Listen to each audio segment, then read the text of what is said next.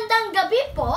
Ako po si Jaden Yonor Tiboco, live para sa GMA Chikiting Patrol.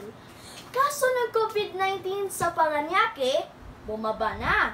Patuloy sa pagbaba ng kaso ng COVID-19 sa Parañaque City, makaraang makapagtala ng 190 o 3.0% noong Martes, ayon sa mga researcher mula sa University of the Philippines nakatutok sa pandemic.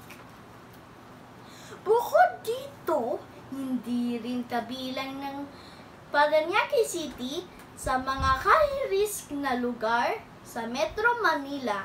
Ayon sa Okta Research Team, bunsod ng pagbaba ng mga bagong kaso ng COVID sa nakalipas na 6 na linggo. For 6 straight weeks, Okta Research Group has observed a significant decline in the average new daily COVID-19 cases in the City 1.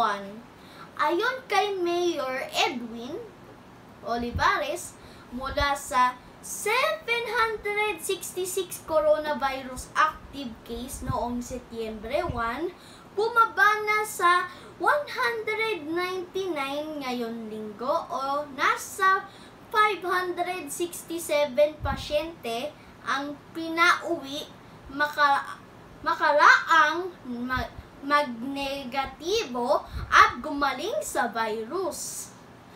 Naitala din ang lungsod na may pinakamababang kaso kada araw sa hanay ng mga local government unit o LGU sa Metro Manila.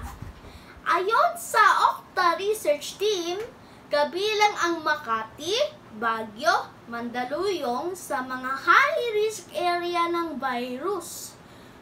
Dahil sa mataas na mga bagong kasong nare-report kada araw, gayon din sa critical care occupancy na umabot sa 69% pataas. At dyan po nagtatapos ang aking report. Salamat sa pagkikinig sa akin!